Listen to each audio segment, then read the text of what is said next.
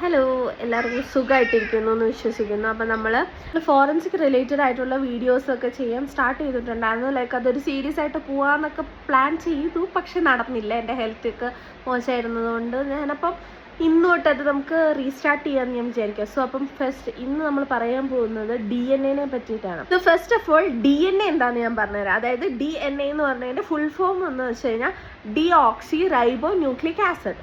അതാണ് DNA എന്ന് എൻ്റെ ഫുൾ ഫോം.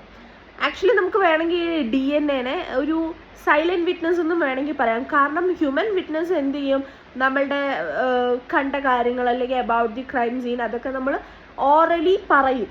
പക്ഷേ DNA ഒരിക്കലും ഓറലി പറയത്തില്ല. പക്ഷേ സയൻറ്റിഫിക്കൽ എവിഡൻസുകൾ വഴി ആ ക്രൈം സീനിനെ പറ്റി സംസാരിക്കുക, അല്ലെങ്കിൽ it reveals the truth. Actually അതാണ് ഒരു DNA നമ്മൾ സൈലൻറ്റ് വിറ്റ്നസ് എന്ന് പറയാനുള്ള കാരണം.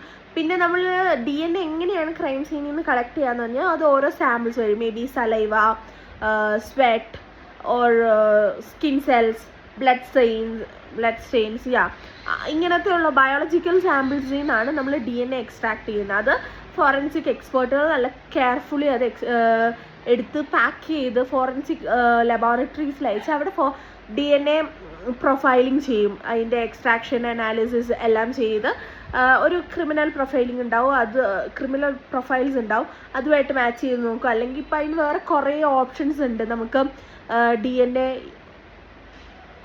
നോക്കാനായിട്ട്. ലൈക്ക് വേൾഡിൽ ബാക്കിയുള്ള ആൾക്കാരുമായിട്ട് നമുക്ക് DNA റൺ ചെയ്യാൻ ഇപ്പോൾ ഒരു ചെറിയതാണെങ്കിൽ പോലും നമുക്ക് അത് ഒരു ഇഷ്ടം പോലെ ആൾക്കാരുടെ DNA ആയിട്ട് നമുക്കത് മാച്ച് ചെയ്ത് നോക്കാൻ പറ്റും. ആൻഡ് ഇതുമായിട്ട് റിലേറ്റഡ് ആയിട്ടുള്ള കേസ് സ്റ്റഡി കേൾക്കണമെങ്കിൽ കമൻറ്റ് ബിലോ. അപ്പോൾ സ്റ്റേ ട്യൂൺഡ്. ബൈ.